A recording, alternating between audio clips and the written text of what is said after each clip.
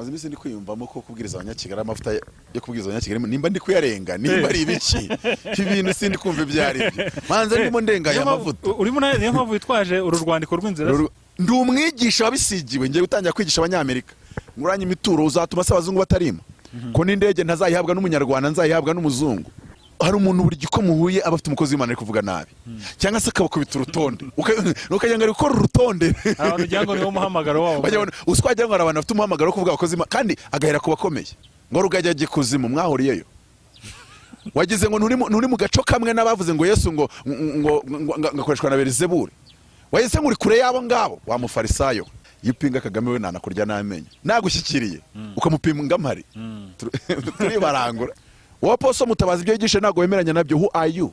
Who do you think you are? Imana yamamagaye igusize yakubuze. Hari n'abantu bazi ko ngo mu bya Kristo twese tungana. Nicyo kisha abantu. ADEPR ndaza kubageraho ndakubitira imifungo. ADEPR itoro ryanyu mwihangana rikoze nka Cooperative. Ntago rigira papa umwe. Ndongo rigira nyobozi biro, rigira timu. Erega ntago uzabona Abraham apinga Melkisedeki. None wowe gafifi gafirita upinga Poso Mutabazi gute? Ko ntarapinga gitwaza umpinga nkande. Ugize kuri opposition ugize no kunsitaraho. Nagushyinguye kuri YouTube. No ababyita kumpitira mu mifungo.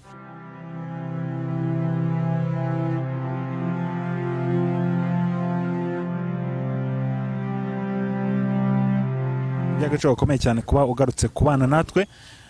Ndagushimira ko wahisemo Isezerano TV. Reka nsuhuze inshuti zacu ziri mu bihugu bitandukanye waba uri hano mu Rwanda, mu Burundi, Tanzania, bari muri diaspora, ubwo ni Burayi, Amerika, Canada n'ahandi mwese ndabasuhuje. Umunsi ndi kumwe na Ap.Mutabazi. Ap.Mutabazi. Mweze mute Apotre? Ap.Mutabazi, mujyanama wa rubanda, public advisor. None se wirwana ugeze zaguha inshingano ndayizo manza kuziyo ntacyo bitwaye umujyanama wa rubanda navuga ngo nimboni za rubanda zigira amaso ariko buriya nta muntu utakenera umujyanama ese ko tugira umujyanama wa perezida twagira imboni ya perezida no yifitiye amaso n'ibirorirori cyangwa se amataratara rero n'umujyanama wa rubanda akaba n'inshuti y'urubyiruko. Ariko uyu munsi nje kuvuga ibintu bikomeye abantu bihangane. Ubwuje kuvuga abantu badakunda kumva ibintu bikomeye bajya kuryama. Misengera amatsiko y'ibintu bikomeye bituma abantu batabikunda bajya kuryama. Ikintu cya mbere ngeze ku gitabo cyane cya 41. Igitabo ubwo ni iki? Igitabo cya nandika. Noneho igitabo cya 40 maze iminsi 5 ndi kukigisha ahantu bita muri Shiro Prayer Mountain hari iminsi 40 Imana ya Aburahamu. Umuriro kwaka ukabona mu rusengero.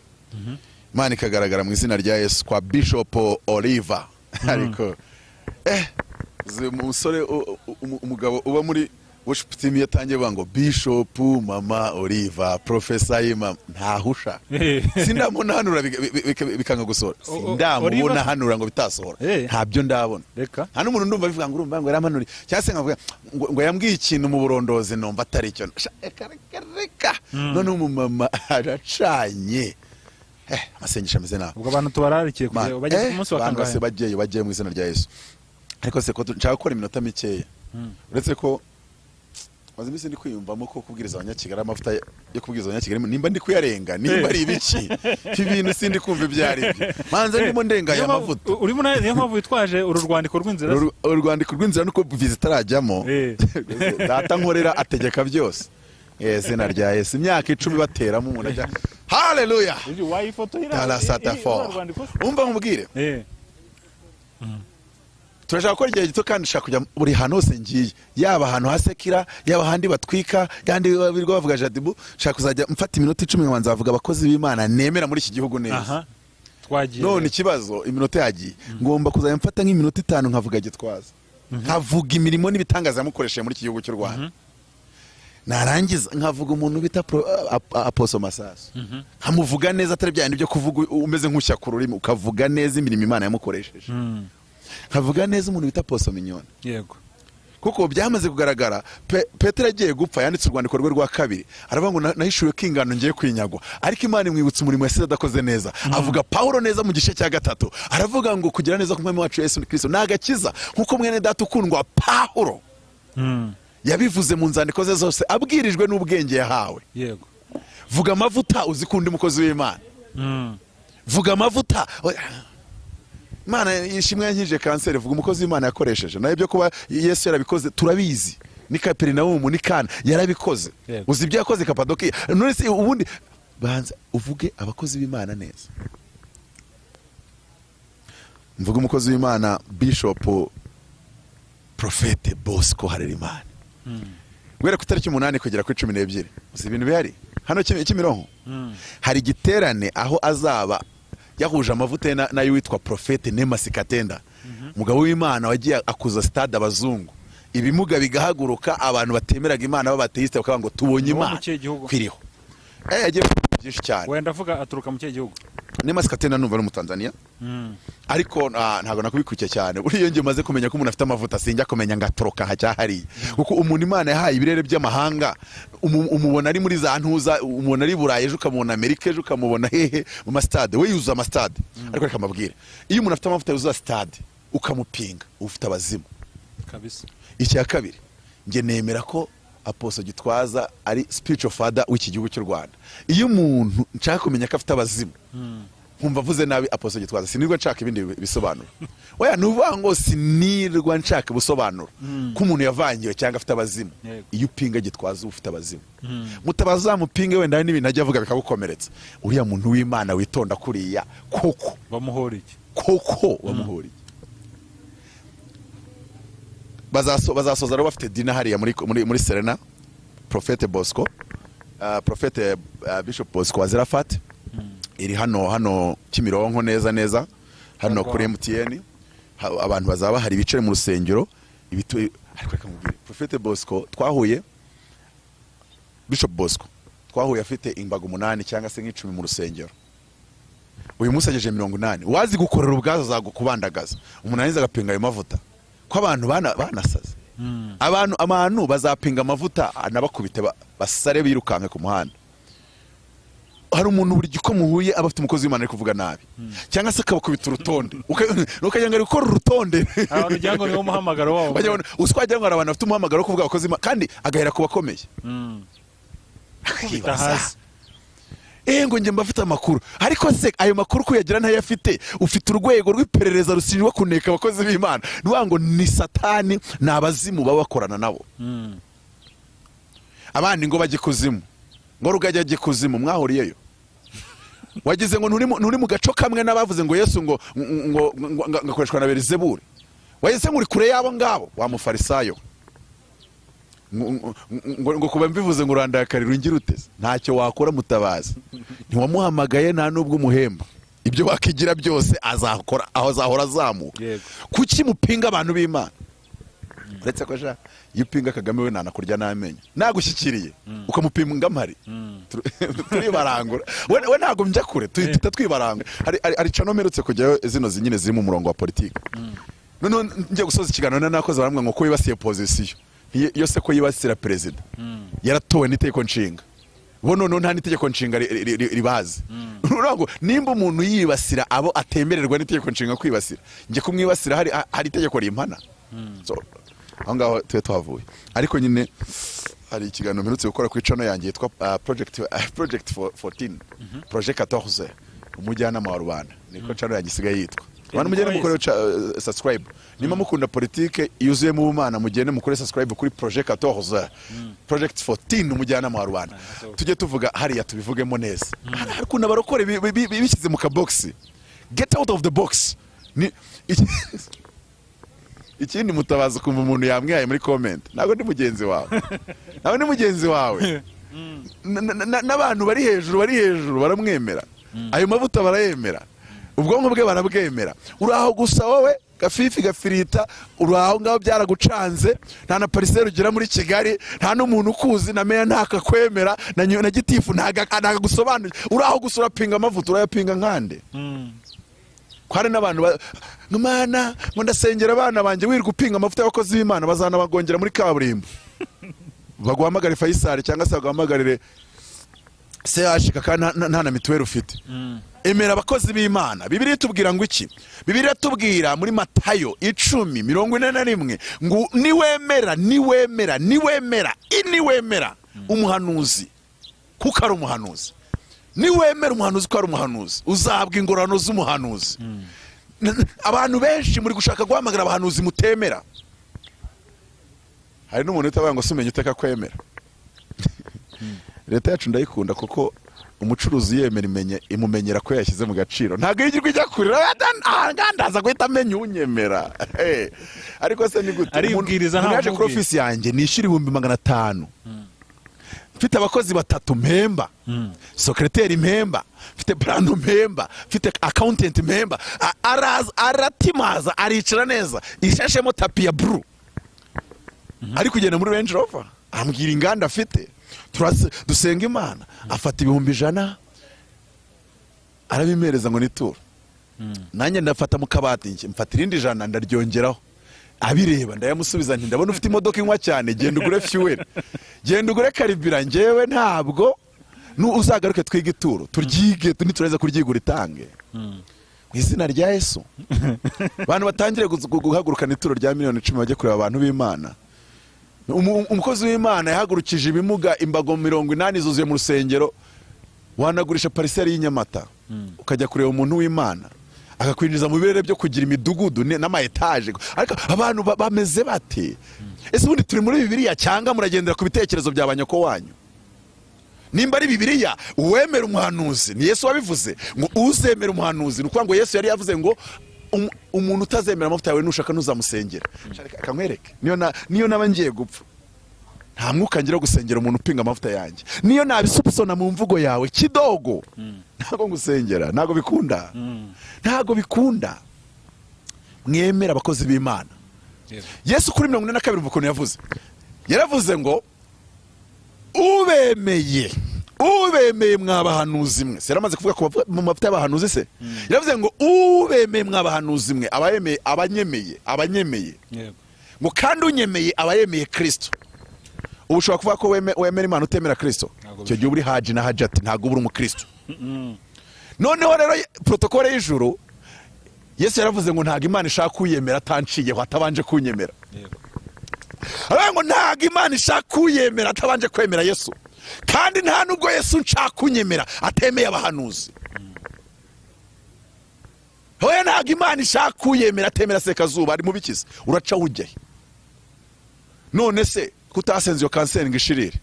Ariko bigategereza ko uwo muprofeta aza agasenga. Buraho wirwa uvuga Apostle Gitwaza nabi, Apostle Minyoni nabi, Apostle Masasu nabi, ukagerekaho Rugagi nabi, ukagerekaho Bishop Bosco nabi, ukagereka no Bishop Mama Oliver, umumama w'Imana blameless. Ntago Ap.Mutabazi blameless. Hari uwitwa Prophet Ernest. Ari gukoreshwa ibitangaza bikomeye cyane. Arahambagara amafaranga live akaza. Yabwiye umuntu byamucanza amubwira ati ndaguhamagara miliyoni 60. Hari umuntu wakuvuyeho ugomba kuzigwa. Arangije aramubwira ati kandi nanagwa 59 utazazemera. Kuko Imana imutegetse kugwa 60. Ukwezi kutaruzura yari yamuhaye. Uwo muprofeti utamwemeye ngo urajya kwemera Yesu akuzi. Yesu yashyizeho protokole. Umwemera uzabonyemeye. Kandi nunyemera uzaba wemeye Imana. Yego. Hallelujah. Amen. Hano nshaka gutinda ndagira ngo uze kumbaza ibibazo. Kuko reka nkubwire. Ko wari umbwenguje gutangaza ibintu bikomeye ubwo nge nibyo ntegereje ku. Nibyo ngibyo kandi abantu bakwiye kumenya. Nibyo ngibyo n'amahame 5. Hari amahame 5 nicyo gitabo cya 41 ndi kwandika. Kuko icya 40 cyitwa 7 immediate blessings of tithing. Abashumba bari kunkurikira mu ntumire nze nigisha ibyo bintu. 7 immediate blessings of tithing. Abantu harimo ibintu Imana Bibiliya yamishuriye bituma abantu batanga cya 10 nabona umugisha kandi bagitanze. Ikintu cya mbere abantu benshi batanga cya 10 for the wrong reason. Bagitanga bari kugura umugisha. Bagitanga abashaka gufasha abakozi b'Imana ngo babeho ngo niyatunga abapasteri. Never. Aburahamu yagiye Melkisedeki ariko Melkisedeki yaburaye. Yari umwami w'i Salemu. Yari nuhanga umwami yabaga ibiri mu gihugu cye byose byabaga ari umutungo we. Yego. Ntago Melkisedeki yarakennye. Icya 10 cya mbere cyatanzwe na Kayini na Bel. Uretse ko Kayini yatanze icya 10 nk'icy'abanyakigali. Ndabitinya se. umwuka wa Kayini uri i Kigali hano, ntabwo mvuze wo kwicana. Umwuka wo gutura nka Kayini uri hano i Kigali katikati. Namani ajya kurebera Isa yajyanye ituro ringana na miliyoni 80. Birangiye cyongereza yashyira mu madolari byari $80,000. Hari uwitavuga ngo nuko yari umuyobozi nari umuntu ukomeye. Namani yari general, umugabo w'ingabo. Ushatse kuvuga ko muri iki gihugu tudasengera abagenerali. Ushatse kuvuga ko tudasengera abantu bakomeye. Ushatse kuvuga ko abantu bo muri UN tutabasengera. Ushatse kuvuga ko abantu bafite inganda n'inganda billionaires tutabasengera. V8 nouveau modèle igura 120 millions mu Kagera. Abantu bazigenda bose ntitubasengera. Atinya se ko guhituro $100,000. Uretse ko nshaka gusenga Imana nkayibwira ubuturo $1,000 na miliyoni. Ubuturo bw'inyatsi ubunkize. Kuko nubundi ntago bwakugeza ikanani. Oya hari igihe umuntu aritanga ryo afite. Ariko hari umuntu utanga ituro kubw'agasuzuguro. Reka ngo nkubwire, V8 nouveau modèle wagize ngo ya miliyoni 120. Ubaze wagize ngo bayogesha ku kinamba nk'icyo wogesha miri ya modoka yawe cyangwa iyanjye. Reka bakijyana kuri cya kintu kigira ngo niba ari by'imyuka ngo bishyura 15,000 20,000 none umuntu agafata ibihumbi 20 cyangwa 15 akarimo ngo nituro ngende umunamba. Ariko reka mbabaze tuganire, mubona Apotre Mutabazi ari umunamba? Amagambo mvuga mumva ari umunamba. Uko numvisho waririmbye indirimbo umunamba kari mico ngende mico. Ntago Apotre Mutabazi ari umunamba, ntago abakozi b'Imana ndimo mvuga amazina yabo. Imana izamuye mu birere by'amavuta. Abantu biga kuba mu mavuta y'abakozi Imana. Ndanabwira abakozi Imana b'i Kigali. Tuganire gatoya. Uri profete. Wize kwambara inkweto ejo bundi. Ukaza kuri mikoro uje kuvuga Mutabazi, uramuvuga muri mu rwego rumwe. Ukaza uje kuvuga Gitwaza, ngo gira icyo uvuga kubyo Gitwaza yavuze. Afite doctora muri theology. Warasaze. Bakikubaza ngo gira icyo uvuga kuri Apostle Gitwaza, turyama hasi amako yazamura uriya turamwemera, uriya turamwubana spiritual father. Uraho ngaho uravuga gusa, uravuga ibiki? Kuzanapfa nabo kapfuta zamutse. Reka mbabwira abantu mwese nimudasaba imbabazi, Imana namwe mu mamagare mbasengere ko bari abo nimo wanababona. Nanjye Gitwaza ndamwandikira kansubiza nkanyuma y'ibyumweru 2 uraho gusa urasame. Ntabwo ndavuga ibintu bikomeye. Aba YouTubers bakagutega umutego nawe ukawugwamo. Boni ni nakazi kabo bari gushaka ama views, ariko woweho uzabona kaga. Amavuta akuruta ntago yavuga. Ninde wigeze abona Yesu yigisha Petero akajya kuranda akamubwira ngo ibyo wigishije ngo ntago nemeranya nabyo? Wowe Apostle Mutabazi ibyo yigisha ntago wemeranya nabyo. Who are you? Who do you think you are? Imana yamamagaye igusize yakubuze. Nigeze kujya muri studio ya radio imwe. Umunyamakuru amwanga ariko Apostle ngo biriya mwaka icya 10 n'amaturo ngo buriya subwe skoro ngo nge ntekereza yuko ngo mwakwiye ngo kujya gukora akazi. Stop. Nabamubwira ni mu gihe cyose ndi muri studio yawe, mu gihe cyose ndahanga nda Apostle, ntiwongere kumbwira ngo ndatekereza ko. Ntago twaje kumva yo opinion, ntago twaje kumva ibitekerezo byawe. Kandi ikindi numwe ngo biriravuga ngo kuko ni nje uhagarariye Imana hano muri studio. Ndamubwira ngo nucyakomeye cyo birivuga ubisabe witonze ngo Apostle dusobanura icyo uriya murongo muri birivuga. Namwana n'ikindi gihe nujye umbona amagambo atumbyemo agasuzuguro ntukayongere. Nawe ubundi byagukoraho. Nawe ubundi byakugwa nabi. Umwana aca bugufi. Ariko hari n'undi deretse kuganira n'aba ngo aba Apotre n'abapasiteri basigaye bafite izindi business bakora n'ubundi amaturo ntago bakiyakwiriye. Uwo nguwo Imana imuhane cyangwa yihane nawe ubwe. Yihutire kwihana cyangwa Imana imutanga imuhane. Uwo ninde ni igiki? Imana yaduhamagaye arihe? Ngo musigaye mufite izindi business ugasanga n'umucuruzi. Melkisedeki yari umwami w'Isaremu. Azagenda abanza mwaka itura Aburahamu yamuhaye. Erega abo ngabo nibo nakubwiraga umuntu tugahura. Nga Apostle ngo hari ibintu ngo ajya bugisha ntemera. Nkamubaza wowe urinde. Ngurumva ngo mba muri korari ngo muri ADEPR ngo kandi ng'Imana ishoboje njyambwiriza. None Imana agiye kumamagara ngira Apostle igusize muri korari yasaze. Nkahita mwana icece abazimu bahita bamusohoka mu bireba. Nkahita mwana n'ikindi gihe ntukangereranye nawe. Hari n'abantu bazi ko ngo mu bya Kristo twese tungana. Nicyo kisha abantu. ADEPR ndaza kubageraho ndakubitira imifungo. ADEPR nese kankubaza wari wabona umugaturika kwisi umwe mpite mfukama muri bitaka ni hane uvuga nabi papa umugaturika umwe ntibibaho wari wamubona none se papa wa Zion Temple ninde ni Gitwaza kuko papa ni umushumba bamwita umushumba wa gaturika kwisi none umushumba wa Zion Temple kwisi ninde ni Gitwaza. Ntago ujye ubona abantu birwa bamuvuga nabi bana ba muri Zayoni rimwe na rimwe.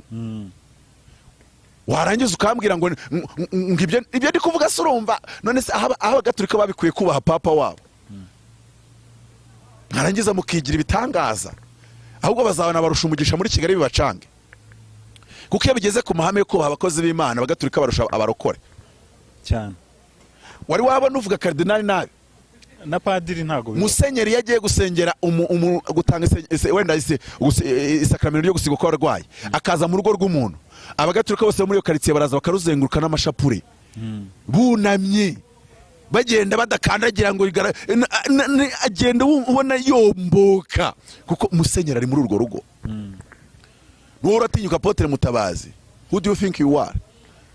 Warangizwa banga abana bawe ngweke none ADEPR bazana bagongera hariya ku muri kaburimbo. ADEPR babahora iki? ADEPR papa wabo ninde? Ni Nyobozi. Nizayi na timuye. Nese wari wabona hari Nyobozi bemera, umbwira wari wabona hari bemera. Reka buri giyeho yose nzahura torero reka da barakubita. Mese bo wagira ngo umuzimu no wa dayimoni bo kurwanya biro Nyobozi wagira ngo babamo. Uwo wakiye kuri kamera wese ntayikubita hasi kandi ari haturuka. None se ubwo ngubwo bitandukanye. None se itoro ryanyu mwihangana rikoze nka Cooperative, ntago rigira papa umwe, ntongo rigira Nyobozi biro, rigira timu. None wananiwe kuba ibaze umuntu yacikirije amashuri, yageze deuxième biramucanga, izegeye kuyobora hari yavuye Beneri, warangiza ngo ntumwemera. Abo ni abazimu. Amashuri yakunaniwe yarangije, Imana imugirira icyizere agiye hariya, urangije wowe ngo ntago umwemera. None se ubundi ibyo ngibyo bitaniye no kutemera Kristo. Oya ngo ngiye ntago bari abari yambemera ngo ngiye niyemerera Kristo. Yesu yasize aciye ibiteka aravuga ngo sinshaka umuntu unyemera direct, nabanze yemera biro Nyobozi. Uyemera ni ngiye wazaba yemeye, uwemera Gitwaza ni ngiye wazaba yemeye nimba asengera muri Zion, uwemera muri restoration, uwemera Masasu ni ngiye wazaba yemeye. Iyi protocole abanyakigali ubona bayisobanukirwa. Ndavuga iki ngiki, Namani akana k'agakobwa karamubwira ngo mu gihugu cyacu hariyo umugabo. Ni nkuko umuntu agwamagara kwa ngo hari umuntu wambwiye ngo ufite imbaraga z'Imana n'amafuta y'Imana. Nakubonye kuri YouTube numvisha ubuhamya bwawe, ariko sinzi nimba icyo cyumvikanye kira cya giterane. Umuntu uzakiburamo karande zimwicariye ntazamfane. Gifite teme ivuga ngo guhirika ubwami bwa Satani. Muze muhirika ubwami bwa Satani. Bazakorera dina hariya kuri nuza kuri hariya kuri reka ndebe neza. Cya Bosco. Nge niyemeje gushyikira amafuta abakozi b'Imana. Hariya kuri Serena, nimero wahamagara ni 0788 36 33 nanjye niyo nahamagaye. Nge nubwo bari bakize mu bavungwa ngo nge nabonye afishe numvisha amavuta yiriho. Ndavuga ndayihamagara, barambwira bati kwinjira kubera dine nyine uzatanga ubufaranga, numva ni bukeye, numva n'ubufaranga wicaza Mariyoti muri abantu babiri n'ubundi ntibubahaze. Nanjye ndavuga ni ikintu ngiye ko nanjye gushyikira aya mavuta.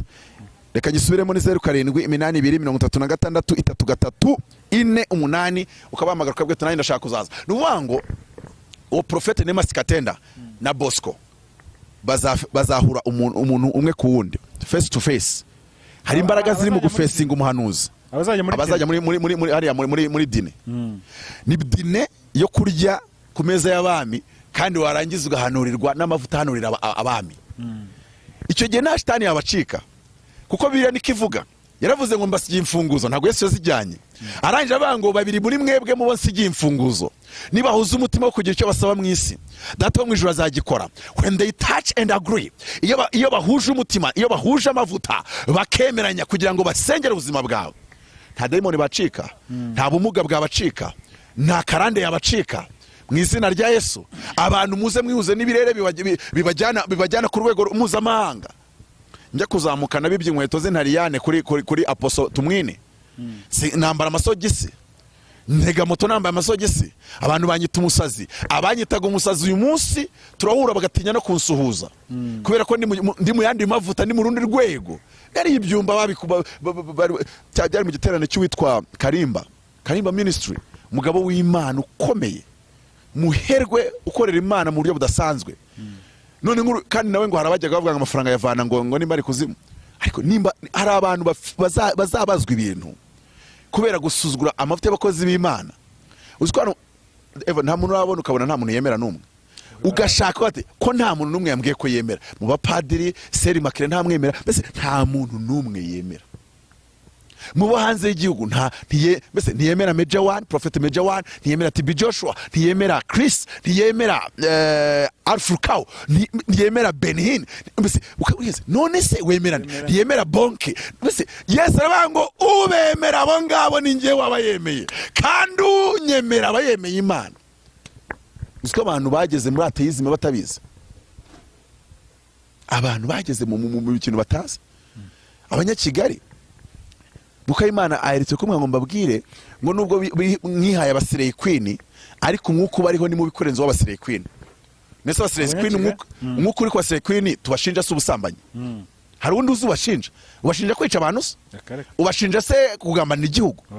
Ibyo nibyo byaha bibi cyane. Reka nkubwire mu Befeso avuga ngo kirega abantu bigize abantu binyoza muri Bibiliya ngo bashaka gukosora Mutabazi. Ntago Mutabazi ari ku rwego rwawe mu bijyanye. I'm a teacher by calling. Ndi umwigisha wabisigiwe, ngiye gutangira kwigisha abanyamerika. Nguranye imituro uzatuma se abazungu batarima. Ko n'indege ntazayihabwa n'umunyarwanda, nzayihabwa n'umuzungu. Nyatsi gusa. Abantu batura amadolari 100 shaba bagira umunwa. Abantu batura amadolari 100 bagira umunwa shaho. Akababwira gabanya umunwa. N'abatuye amadolari 10,000 ntago bavuze. Hari wigeze kubikinisha amavuta abahindura abana be babiri. Sinana bisengeye. Arababirindura ampamagara asaba imbabazi. Amanirinde tu. Hangi ati rwose ibintu nabonye sinifuza. Ndavuga ni ibaze no iyo natura nabi. Ariko abantu baretse gukina n'amavuta. Ko tubonye abantu amavuta yakubise. Nagiye mu rusengero ndigisha amatura ava ku 40,000 ajya kuri 420. Yikuba inshuro hafi 11. Bimara amezi 6 buri cyumweru buri kwezi batura 1,200,000 1,200,000 baraturaga 100 mu kwezi. Manza barampaye mbere primo 25 nabwo ubona bafinina. Uzikuntu birivuga mu migani aravuga ngo mwana wanje niba kubwira ngo ngwino duce ibico tubamire bunguri ngo tuzasangirira hamwe, tuzateranyiriza hamwe, tuzagabanira hamwe, turinganize ngo ntuzabemerera. Biriya ni imbaraga zo guhuriza hamwe. Abakozi b'Imana 5 bagahuriza hamwe. Yari urusengero nigeze kujyamo bampaye microphone ngo mbanzirize umuhanuzi ukomeye. Ndangije ndumva ari Prophet Ernest. Mfata iminota 5 muvuga neza. Muvuga amavuta Imana imukoreshejemo, muvuga ibirere Imana imuzamuyemo, muvuga abakozi b'Imana Imana yamuje n'abakabibamo, mvuga ibiterane mpuzamahanga bitandukanye n'ubagiye kujya Belgique, mvuga uburyama, mvuga amavuta muriho. Mbese magarara mu mavuta ya Petero ari kuvuga Paulo ngo ari mu bwenge bw'Imana. Nanjye mvuga amavuta ari kuri Prophet Ernest. Njya kwiyicarira. Bantu batutatubwiriza ndavuga ntacyo mvuga. Nimwemera umuhanuzi. Navuga ngo muzana amafaranga muyazane. Navuga ngo mupfukame. Navuga ngo musakuze murakira ibitangaza by'Imana. Nta envelope y'100 meze neza. Ndagenda nicara Marriott. Niki kintu numva nifuza. Natura umugisha. Kandi babonye umugisha. Aho umuntu arajya ku gatuti akakiharira akamara isaha bamuhaye iminota 40 akamara isaha n'igice atanavuza umushumba neza. Urahuri mu biki? Ari yahuza amagambo nibyanditswe ntazi kubibwiriza ubwabyo ijambo ntaryo yumva. Ariko arashaka kumara igihe kirekire kandi ikindi ahubwo yajya ku gatuti agashaka kwasenyera abakozi b'Imana. Ku gatuti ntago ari ahantu basenyera. Icyambere urasenya abantu bakurusha amavuta ukumva yuko wagira amavuta gute. Warwanyumva mvuga gitwaza nabi. Turi off mic warwanyumva muvuga nabi. Warwanyumva mvuga Masasu nabi. Warwanyumva mvuga Poso Minyone nabi. Warwanyumva byibuza mu bwiherero mbavuga nabi. Muri gobyore ahantu hatagaragara. Gute uvuga utamavuta kuruta imbaraga. Arabavuze rero ngo twese turareshya. Bibiri katuvuga ega nta Bibiliya muzi mujye mwihangana Poso Mutabazi abigisha. Bibiliya avuga ngo ukomeye ahesha umugisha woroheje. Nimba twese tureshya n'induhesha abandi umugisha. tuganire ngo twese ngo mu bya Kristo ngo ntawe uruta undi, none kukomeye ahesha umugisha uworoheje. na Aburahamu ntago yigeze avuga ngo twese turareshya, yamenye ko Melikisedeki akomeye kumuruta. utinyuka ute? Abaprofete benshi b'i Kigali benshi wakira uzagira utinyuka umubaze ngo wari wafate ibihumbi 100 byonyine 100 nsibe miliyoni ukajya kubiha umuprofete kurusha amavuta ngakuzamure mu birere by'amavuta, ntawabitanga. None se nimba atarayaguha wowe kandi ari wo muha gatuti kamuza n'abadiaspora bakamuha ituro, ubwo ngubwo yajya kuyaha Ap.Mutabazi? Nge ntawe yampaye, ariko nayabahaye abandi. Bantu mwaravangiwe gusa, ni mu gisoma Bibiliya, ni mu kigendera amahame y'ubwami, muri aho muri matiku, murirwa muhanganye n'umupfumu nazi w'ibunaka, sinzi ibintu murimo ngo muri gutwika, ngo murimo murashaka views, ngo murimo murashaka kugaragara se kubiki. Ni umuriro wamanuye ugatwika amakote ye, akaza aryamye hasi avuga ati nemeye Imana ikurimo. Mumureka ajye akora ibye namwe mukora ibyanyu. Imana bantu mwarava kumutwikisha umuriro muzawumanure mu izina ryane, mu izina rye. Eliya hari abantu atigeze abwiriza, baraje ari 50 baramubwira ngo mukozi w'Imana, ngo barakudutumye ngo manuka vuba vuba n'agasuzuguro, ngo manuka vuba vuba. Aravuga ati ntago manuka, ahubwo umuriro nimba n'umukozi w'Imana, umuriro numanuka batwike. Hari umukozi w'Imana wamamagaye afite agasuzuguro, arimo yitumwesikura umukozi w'Imana nubahaye muri Kigali, ngo yamwasituro ngo ry'amadolari 700. None sura yafite ati nukuri Imana yampaye umugisha amafaranga ndayafite, atariko nangabesikoro musobanura amasaha 3. Ndaje kumusobanura ndamugana isubira nsobanura ibyanditswe n'ibindi bitandukanye, ndumva kuko namubwiye ijambo riri mu bare 14 rivuga ngo nibajya guhumanura umuntu bakabona bamukiza icyago cye bamutuma ituro. Namwana ikibazo ni kimwe, urabona amavuta muri atagukiza icyago cyawe, yakubwiye ko Imana imubwiye yuko wakira icyago cyawe, ati none si ikibazo urakemanga amavuta muriho, atoya rero sura yamuhereza ayo madolari 700, ahubwo unamusaba imbabazi agusengere ukiri icyago cyawe. Arahita avuga ngo ibyo byari mu isezerano rya kera, none se ko daimoni yajwigirizaga abantu isezerano rya kera kibajwigiriza muri shyashya? None se ko deliverance uvuga ko uyemera, nimba wemera deliverance n'ituro rya deliverance ugomba kuryemera mu izina ryane, mu izina rya Yesu. Ariko abantu bajye bareka kwigira intyoza za Bibiliya kare twe bigisha tukayibigisha. Njewe umuntu utari umwigisha nagashobora kumuhagarara imbere ngavuge ngo sinemeranya n'ibyo wigisha. Who are you? Who do you think you are? None se yangize umwigisha kugira profete kugira ngo uza kuvuguruza inyigisho yanjye? Ko najya mvuguruza se message uvuze ngira irakubwiye. Nimba nemera amavuta yawe nawe emera yanjye. Haleluya. Nunyemera uzaba wemeye Kristo. Nunyemera ituru zarirya. Uba abaprofete bose bankurikira, abemera amagambo mvuga muzabona ituro, ariko abayapinga ntaryo muzabona. Narike mwabonaga rigiye guhagarara mu izina rya Yesu. Urabihanuye se? Upinga nkandi. None se ampinga gute? Erega ntago uzabona Aburahamu apinga Melikisedeki. None wowe gafifi gafirita upinga Ap.Mutabazi gute? Ko ntarapinga gitwaza umpinga nkandi. Wowe reka mbabwire kandi ikindi ntuzampamagare, harabo njya mbyumvana akaguhamagara ko yangara kwemera ashaka gupinga gitwaza. Naramwumvisha umwe cyababiri.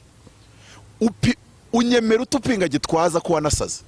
Ngo umuntu kwemera agomba kuba yemera n'abandi bakozi b'Imana. Umuntu nyemera agomba kuba yemera abo nemera. Umuntu nyemera agomba kuba yemera abo nemera. Muri icyo kintu kirumvikana?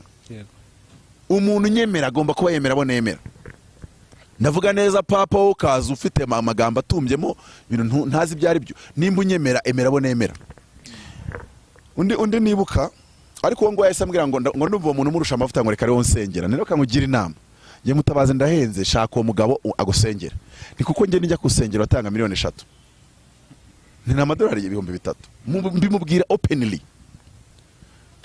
Kandi iyo ngeretseho kurahira nabandi ndakurahira Uwiteka nkorera. Unakuye ijana ntago nagusengera. Ni kuko waje ufite agasuzuguro usuzugura abakozi b'Imana. Ndababwiza ukuri ntago turabanamba. Ntago turabanamba ngo mujye mutugira ifundigira ibivuzo. Fata kamoto simbuka, wowe ugenda na moto. Uragenda na vewe tugafatisha umukozi w'Imana kamoto. Fata umushoferi umubwiye ngo genda uza n'umukozi w'Imana azasenga Imana.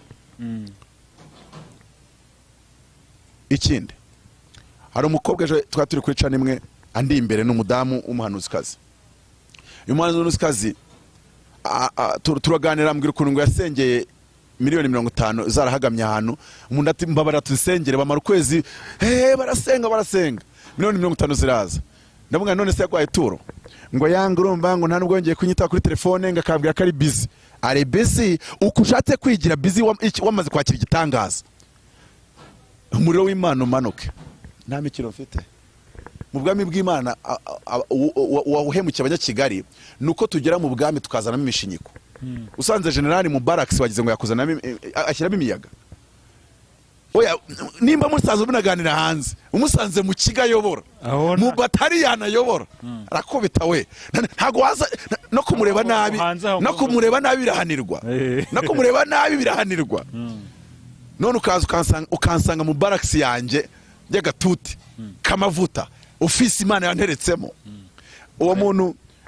wari uri kuregwa 700 namubwiye ngo no kuba ngusobanura ituro nanjye urampa iryanjye igenda umuhereze 700 nagaruka imiryanjye ni kuko isaha 3 mfashe ngusobanurira urampemba wowe 3 mfashe gusobanurira abana banje biga mu ishuri ryawe none se umwenda madamu yambara ni wowe umugurira namwani nanjye urampa irindi turo yumva ibintu birakomeye nabwani nuko bikoze ubwami nuko bikoze amahame yabwo nuko akoze amavuta nuko kuko abanyakigali bashatse kwinjira muri dimension za prophecy na healing na deliverance bataza amahame yayo iyo yinjiyemo ugakina n'amavuta aragukubita nza abantu benshi abo bantu bamaze amezi 6 batarafunga miliyoni cyangwa 500 ngo bayohereze umukozi w'Imana nico kanyaguraga parcelle kubera iki ayo mezi 3 ashize amavuta itakubita ryaturo ritsubira ku 25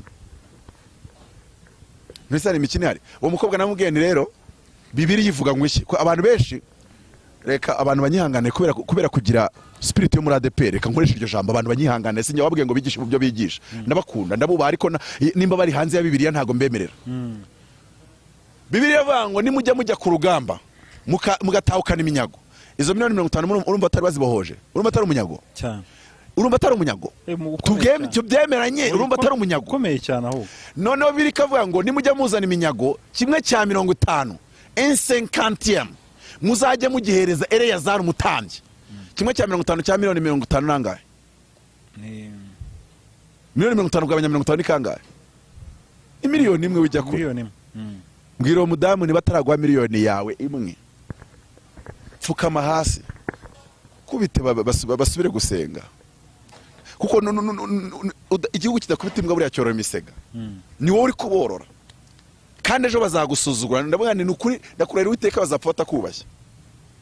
bazapfa batakubashye uwo mudamu yayisebereza miliyoni 3 ako kanya amaze kuzohereza arambaza ngo wazibonye ndavuga nazibonye ariko reka mfata iminota 10 ngucyurire mu izina rya Yesu ndamubaza ndayakwibye ndakweskorotse ntuyatanze ubigambiriye ubishaka ngo ariko wowe badusobanuriye abakozi b'Imana musobanura abantu ituro dore muraza kuri kamera mugasenya ituro twahura muri gobyore ngo nimbahereze 10 cya veni ngiye guhagarika kuyabaha Imana iherutse kumwe ngo nimpagarike kuyabaha ninjye uborora mwananirwa kwishyura inzu nkajya kubahereza 100 ngo mwishyura amezi 2 mugezemo ninjye uborora ntago nzongera kuyabaha muvuga ituro abantu babohoka muvuga ituro muri sobanura abantu babohoka ngo Imana inyeretse ko twasenga yose kanseri gashirira wikihuta Bibiliya bango numara kubona ko wamukiza icyago cye mutuma ituro ariko ubundi musoma Bibiliya zanditswe n'abanyoko wanyu cyangwa niriya nzi yitwa Bibiliya yera ni ntagatifu ni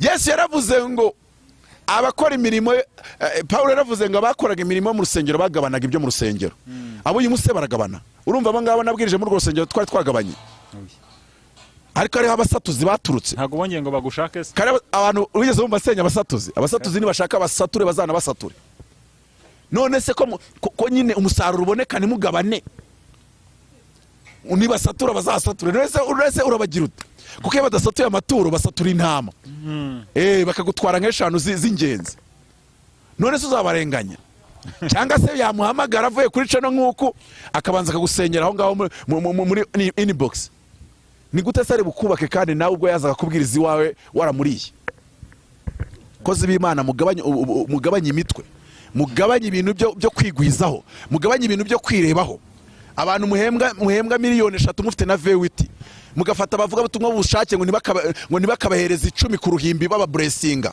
abana babo muzi ko biga bate abana babo barya bate bishyura inzu bate ubwo ni ubugome mugabanye ubugome Imana mukorera ni imwe ngo yango nibakore ngo batahe wowe se wakoze ko umuvugizi ugataha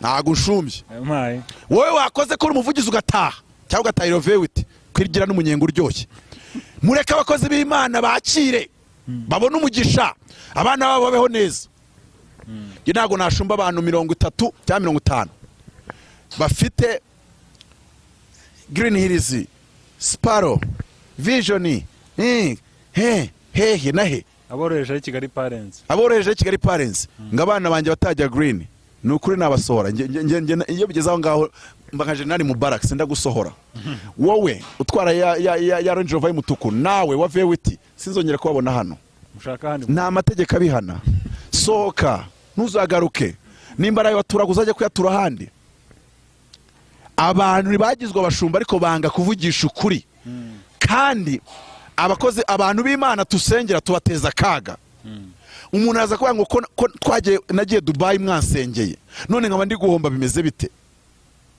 hariwo nibuka yashoye miliyoni 10 twasenze tumubwiye turarizigiza abonamo miliyoni 70 Imana irabyemera runguka aranje afite za 70 yanga gutanga ituro asubirayo yakuyemo 0 ikurungi y'amatwi nanubwo yakuyemo 1000 0 yahombeye majerwa kuko imari yasanze yose yarangiritse hatarimo no yarasanze yose yarangiritse utakuramo n'igihumbi ucuruzamo amavuta aramukubita amavuta utubaha aragukubita amavuta utubaha aragukubita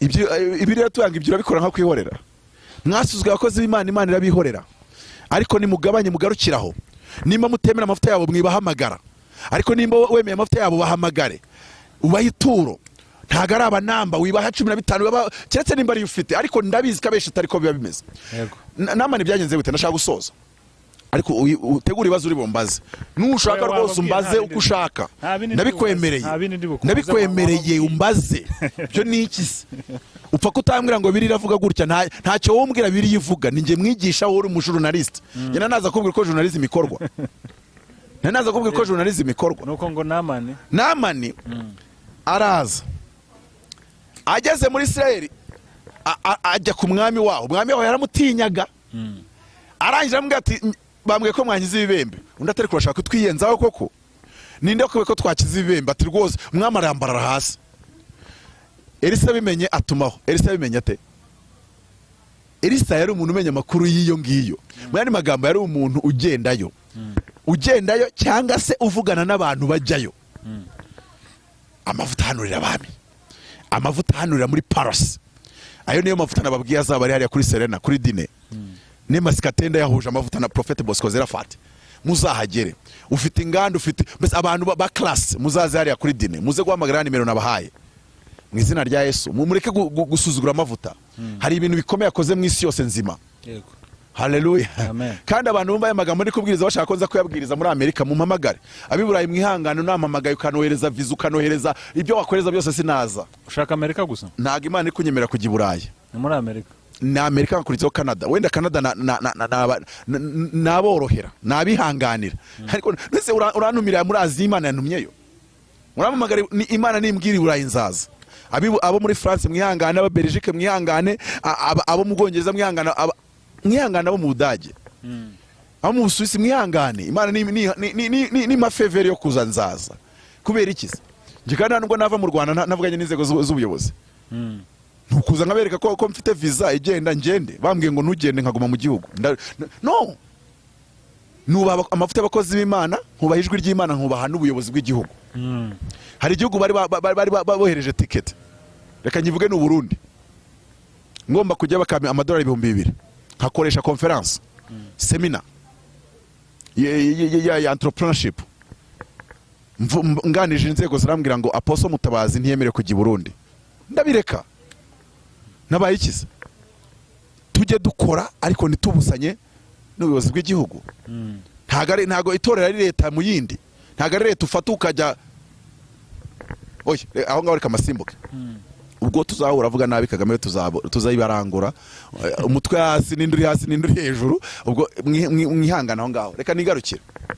Namani yari umuntu mbese ukomunika direct ibwami. Niyo mpamvu yabwiye wa mushune mu kazi ngo nkumenyekanisha n'abakomeye. Yere guhita yandika kandiko akakandikira umwami, akamubwira ati uyu mudamu icyo ashaka cyose mukimuhe, icyo cyose ashaka kwinjira mujye mureka yinjire. Hari abantu batazi ko dufite uburenganzira bwo kubinjiza ahantu disi. Hari umuntu bakize ku gatebe kubera yasuzguye amavuta yacu. Nari kumwe n'umuprofeti umwe asuzugura amavuta yacu, turamubwira ngo kuva nayasuzguye ntibirarenze iminsi 3, iminsi 2 bamushyize ku gatebe. Nyuma y'ukwezi araduhamagara atwicaza ahantu, turamubwira ati ubu wakongera ugasuzugura amavuta turiho?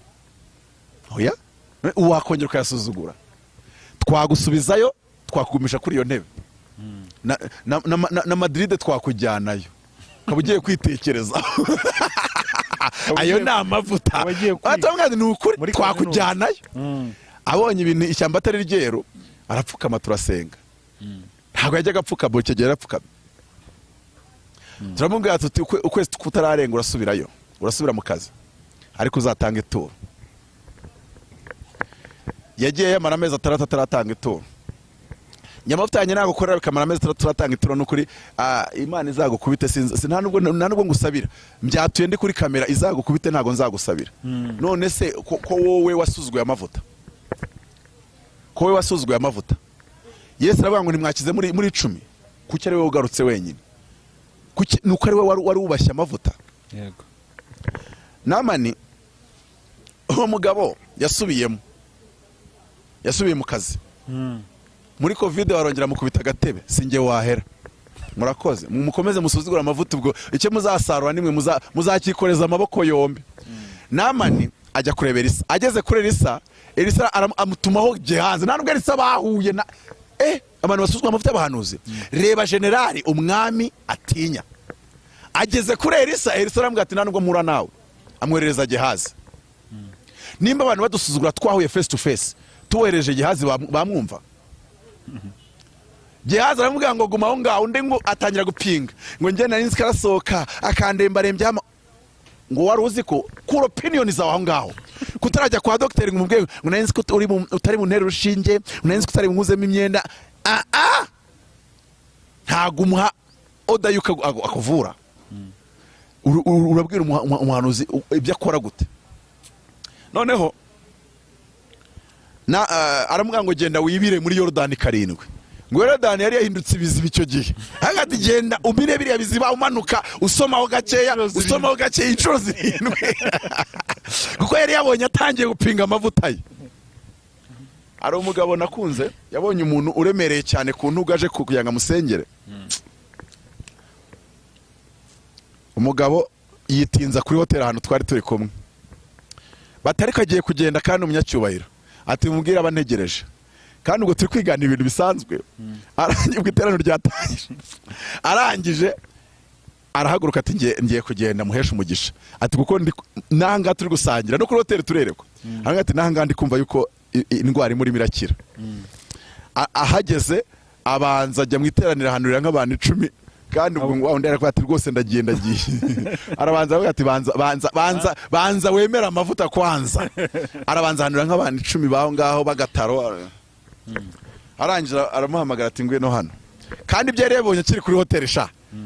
Aravuga ati ngwino hano, ati simbuka 3, ati tera intambwe 3, ati zenguruka 4. Arangira atubwira ati bira ntago umwuka yarabimbwiye, narindi kugira ngo abanze yemera amavuta, narindi ngo abanze yemera amavuta avanemo ibintu by'inaringe. Buriya rero na Elisa arabwiye ati genda wibire 7, yagira ngo abanze abone ibintu byo kuza gukanga umwami wa Isirayeli bidakora ku mavuta ya Elisa. Ariko ndi kuvuga ururimi abantu bari kumva, ariko wansuzugura ute ko bitavamo?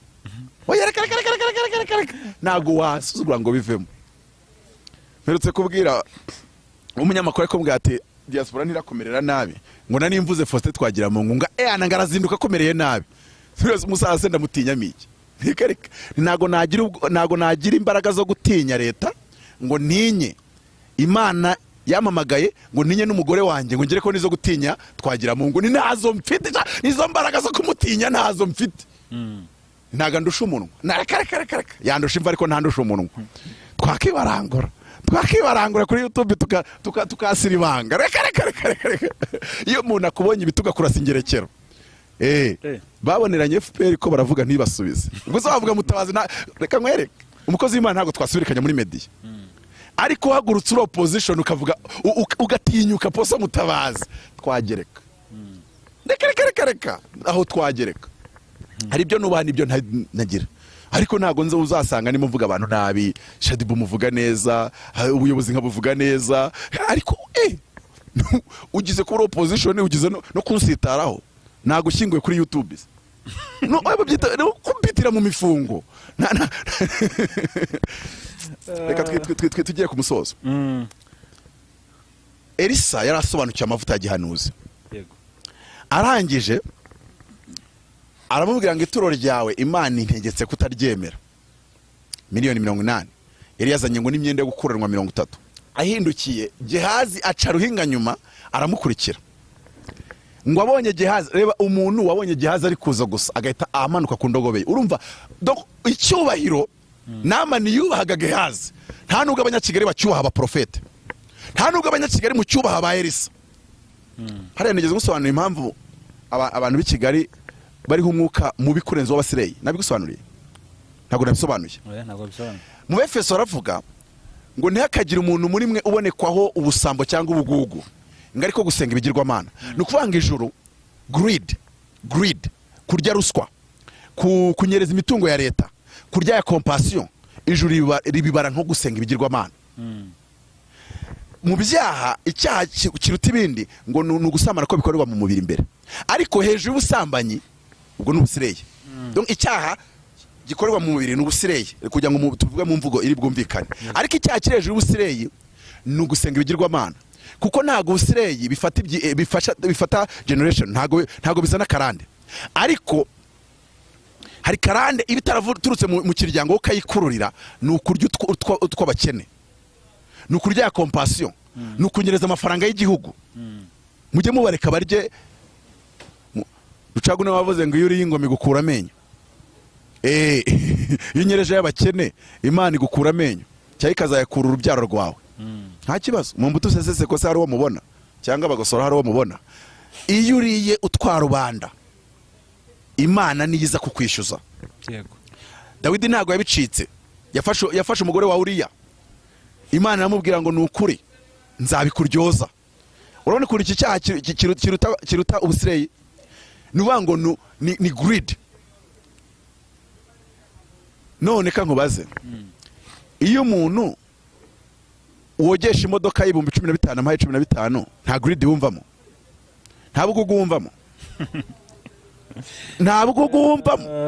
none se urumva uwo muntu atari mu bikurenza sireye uwo muntu ni mu bikurenza sireye kuko Shadibu yatumye nakira ituro none uwo nguwo ari gutuma arashaka ko mburara hari so magambo make ndi kureba umubi hagati y'abantu babiri nkabona umubi wese abona ndi umunamba abona se ndi umuntu urarira imodoka ye mu bintu byose yantekerejemo iki ariko reba nk'urugero reba iyo Elisa ajya kubona akabona Namani aje abebetana $1,000 nubwo wenda atayemeye ariko iki ngiki ngiye gusorezaho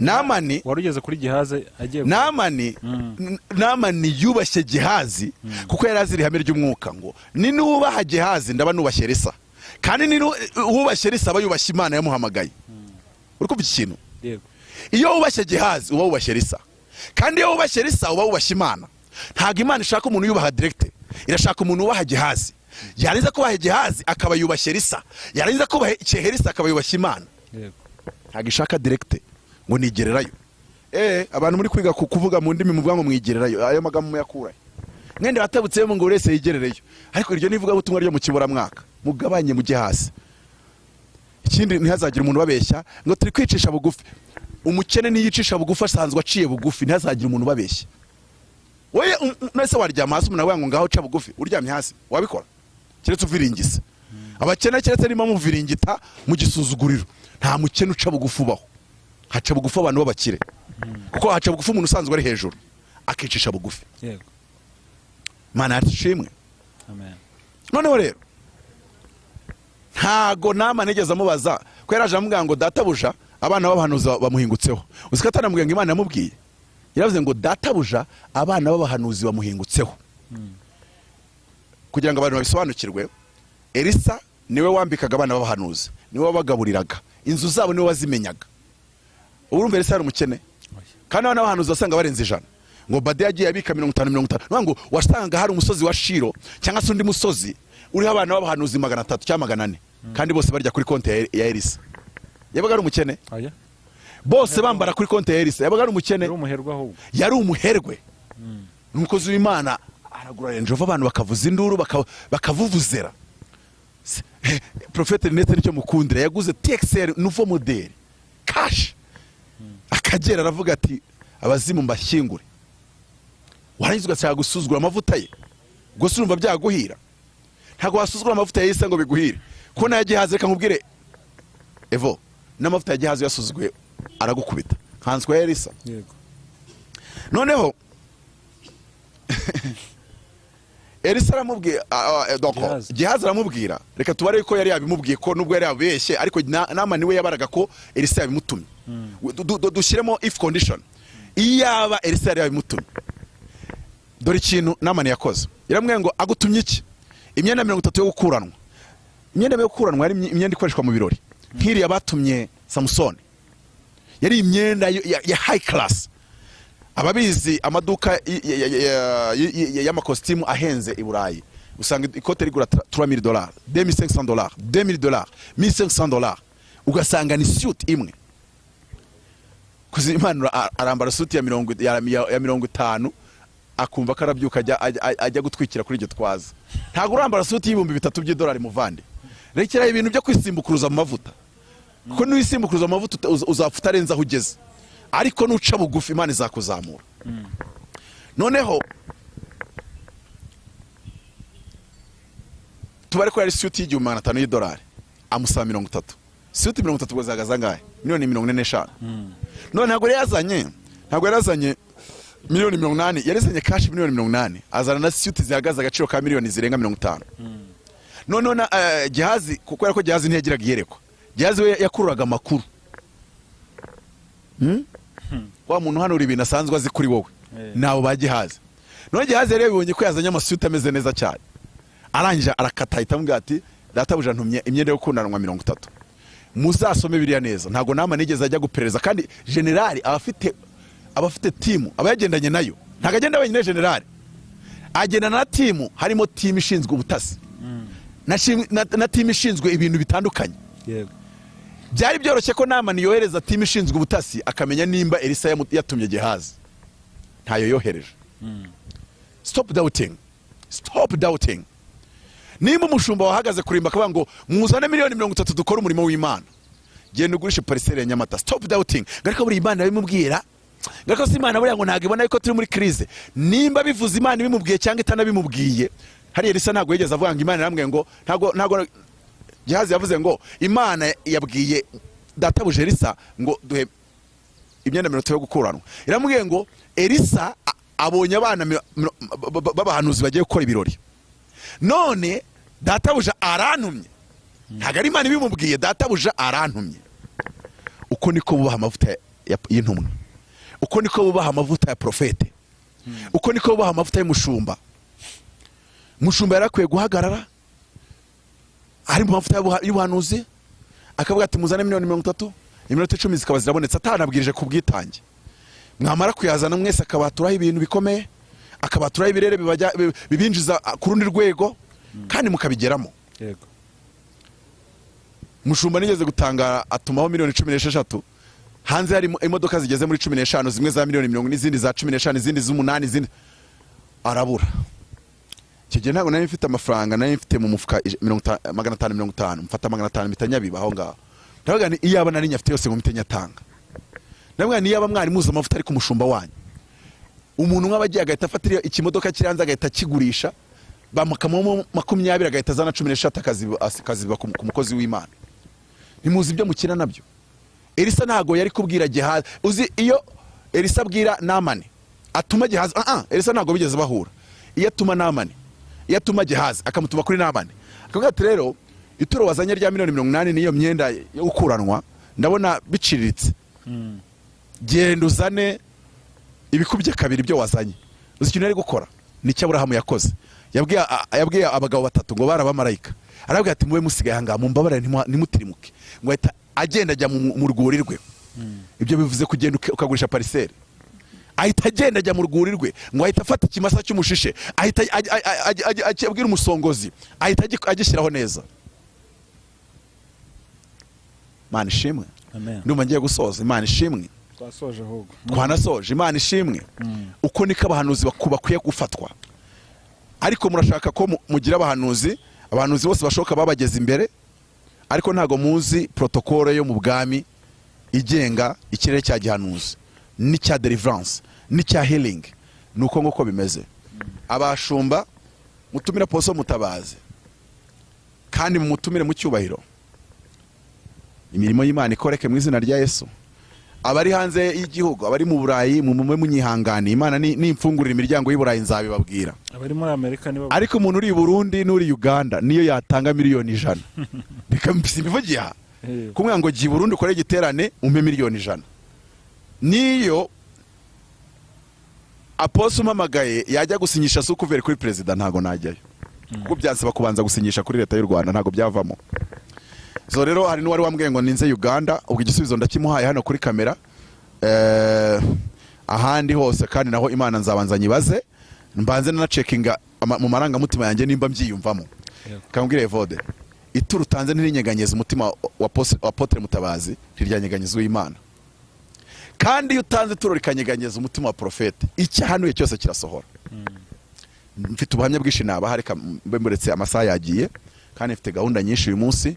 Sinasoza ntabibukije ngo muhamagare ya nimero nabaherekanye basubiriremo.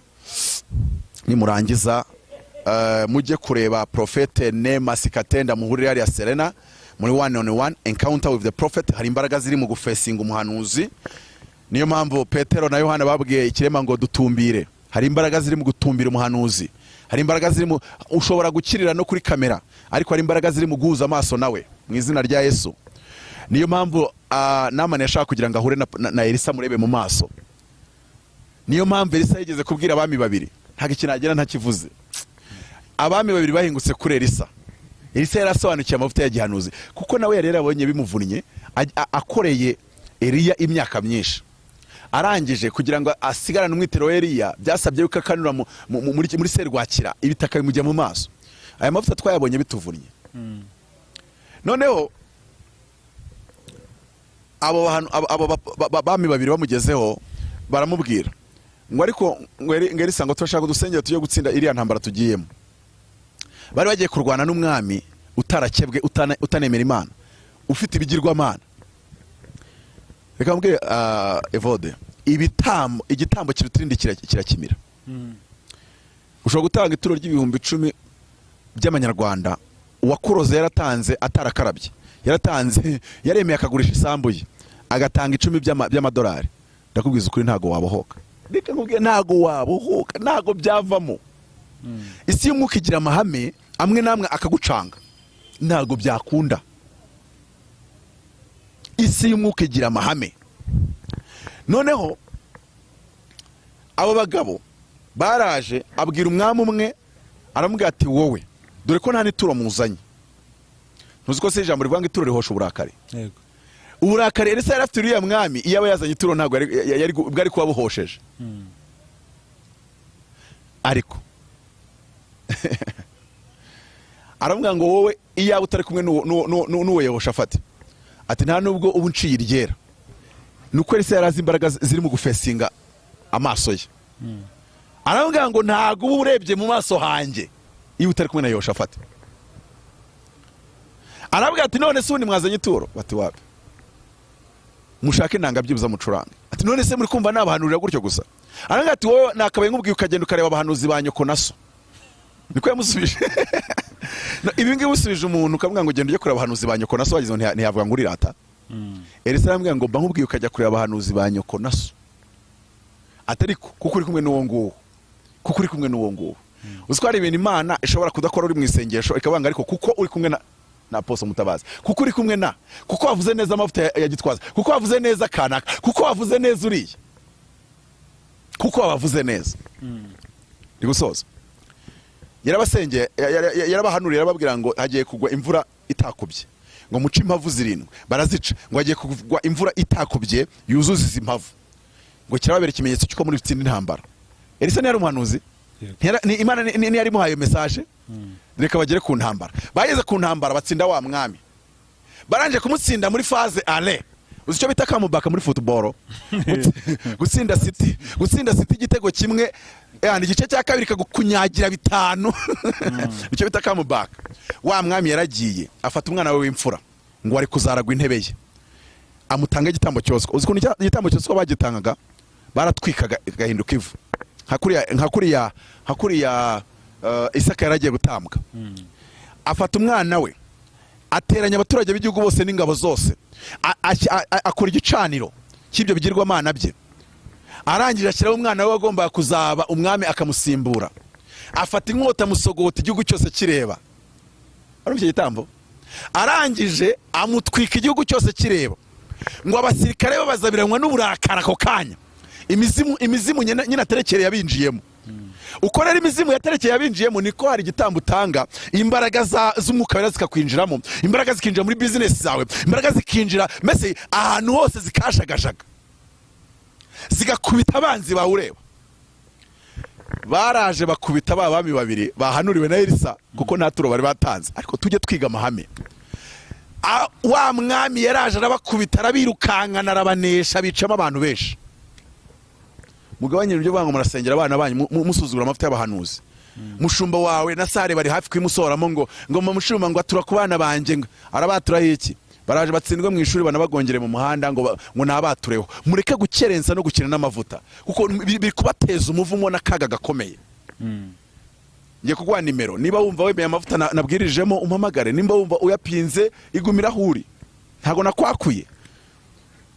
Ntago mu bakozi b'Imana bavuga bigura, n'umuntu mpinga arabizi neza ko Mutabazi avuga ibyo atekereza atigura. Ntago rero ngiye gutangira uyu munsi kujya ari umuntu ujya kujya kuri channel ukumva ari kuvuga ngo sha ngo ngiye kuvuga iri jambo, ngiri ijambo rivuze ngo baraguhereza. Basigaye bavuga ijambo bazi ko iyo barivuze ari bwo mubahereza. Narinda nanapfa, narinda nicwa n'inzara, ariko yampamagaye nimba impaye message ngo nyibahe ndayibaha, nteditinze, ntayigoroye, ntanayigobyoye. Reka mbaye nimero, yandike neza, shaka uyandika nyiguhe. Ni 07 8 8 30 95 13. Akamenyetso ko guteranya 250 7 8 8 30 95 1 uwo ni Ap.Mutabazi. Wumva wemeye amavuta muriho, nta cyakubuza ko mwandikira kuri WhatsApp. Nunyandikira ukabona nta gusubiza uzihangane. Ntago urusha agaciro namani umusiriya ubahagwa n'umwami, ariko yagera imbere y'amavuta ya Elisa bikamusaba gukurikiza protokole no kubanza kwigishwa kugira ngo azamuke mu birere byo kubaha amavuta. Twasomye ijambo ritubwira ngo niwemera abahanuzi uzaba wemeye Yesu, niwemera intumwa uzaba wemeye Yesu, niwemera Gihazi uzaba wemeye Elisa. Ibyo nama natakoze ku kimwe mu bikora abanyakigali. Uyu mwuka urusha kuba mubi wa Kaini, ukarusha kuba mubi uw'abasilayi queen ubusambanyi. Uyu mwuka w'ubugugu, uyu mwuka wa greed, umwuka w'usambo, uyu mwuka mukura he? Uyu mwuka nubasohoke mu izina rya Yesu. Reka naturi umugisha. Uwiteka Imana yampamagaye, mpagaze mu birere by'abakozi b'Imana wahamagaye nubaha, mpagaze mu mavuta wampaye nka Ap.Mutabazi. Mpesheje umugisha umuntu wese wakiriye ijambo, mpesheje umugisha w'utunzi umuntu wese wakiriye ijambo, mpesheje umugisha w'ubwenge umuntu wese ubibye muri iri jambo mu izina rya Yesu. kuko wampaye ikirere cy'ubwenge, mbayesheje ubwenge mu izina rya Yesu. Mpesheje abana babo ubwenge, zamura IQ yabo mu izina rya Yesu.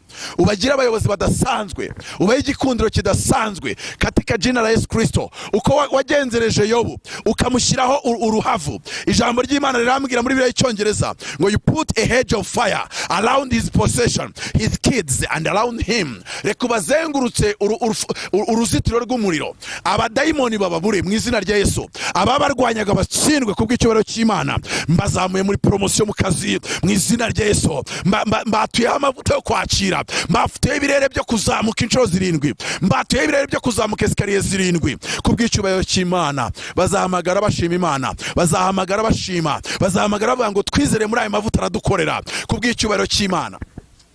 Bamwe bakira uko bahuye natwe twabasengera physically, abandi bagakira uko duhuye mu buryo bwa online WhatsApp call tugasenga bakabohoka, kandi abandi babohoka ko bakiriye ijambo bakaryizereramo. Namani ntago yegeze ahura na Elisa, nta nubwo yegeze amubona arungurukira mu idirishya online wifi, no, ahubwo yamutumyeho Gehazi. Iyi YouTube ni Gehazi ngutumyeho. Iri jambo wakiriye ryizerere muri sengere muri ahita wakira ibitangaza by'Imana mu izina rya Yesu. Akira ko kw'Imana, akira kuzamurwa n'Imana, akira ubwenge Imana itanze. Kandi narabivuze mbisubiyemo 2024 na 2025, reka nawe uzinjire muri iyo wave yo gukira kw'abarokore, yo kuzamurwa kw'abarokore, yo kwemerwa kw'abakozi b'Imana. Nawe byakire mu izina rya Yesu. Amen, amen.